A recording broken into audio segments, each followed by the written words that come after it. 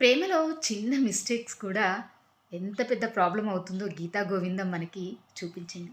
బౌండరీస్‌ని respect చేయకపోతే trust build అవ్వకముందే break అవుతూ ఉంటుంది.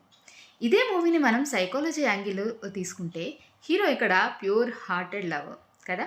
కానీ హీరోయిన్ ఇంప్రెస్ చేసే ప్రయత్నంలో ఒక రాంగ్ మూవ్ చేస్తాడు. ఆ ఒక్క ఇన్సిడెంట్ వల్ల హీరోయిన్ ట్రస్ట్ అనేది పూర్తిగా బ్రేక్ అవుతుంది.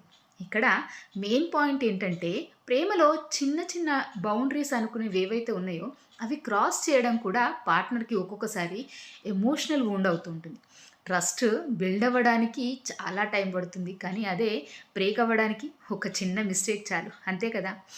ఇదే మూవీని సొసైటీ యాంగిల్‌లో తీసుకుంటే మన సొసైటీలో చాలా రిలేషన్‌షిప్స్ బౌండరీస్ ఇగ్నోరెన్స్ వల్లనే ఫెయిల్ అవుతూ ఉంటాయి. అది చిన్న మ్యాటరే కదా అని చాలామంది ఇగ్నోర్ చేస్తారు. కానీ ఇతర వ్యక్తికి అది హ్యూమిలియేషన్ కావచ్చు, డిస్‌రెస్పెక్ట్ కావచ్చు లేదా సేఫ్టీ బ్రీచ్‌లా అనిపించొచ్చు. చాలామంది ఇంకా ఇలా గూడా జస్టిఫై చేస్తుంటారు. ఇది అట్రాక్షన్, ఇది ఫన్, ఇదే లవ్. కానీ నిజమైన ట్రూత్ ఏంటంటే బౌండరీస్‌ని రెస్పెక్ట్ చేయలేకపోతే అదొక టాక్సిక్ ప్యాటర్న్ లాగా మారుతూ ఉంటుంది. మరి దీనికి సొల్యూషన్ ఏంటి అంటే ఫస్ట్ గుర్తుంచుకోండి. కన్సెంట్‌ని ఫస్ట్ వాళ్ళకి ప్రయారిటీ ఇవ్వాలి. ఏ రిలేషన్‌షిప్‌లోనైనా కంఫర్ట్ జోన్‌ని పార్ట్నర్ డిసైడ్ చేస్తారు. మనం కాదు. నెంబర్ 2 స్లోగా ట్రస్ట్‌ని బిల్డ్ చేయాలి. అట్రాక్షన్‌తో తొందరపాటు చేస్తూ రెస్పెక్ట్, పేషెన్స్‌తో మూవ్ అవ్వాలి కానీ ఆగమాగం చేసేస్తే మాత్రం ప్రాబ్లమ్స్ ఫేస్ చేయాల్సొస్తుంటుంది. నెంబర్ 3 మిస్టేక్స్‌ని చేస్తే ఏదైనా కంపల్సరీ యాక్సెప్ట్ చేసి కరెక్ట్ చేసుకోవాలి. ఈగో పెట్టుకోకుండా పార్ట్నర్ హర్ట్ అయితే అపాలజైజ్ చేసి యాక్షన్‌ని మార్చుకునే ప్రయత్నం చేయాలి.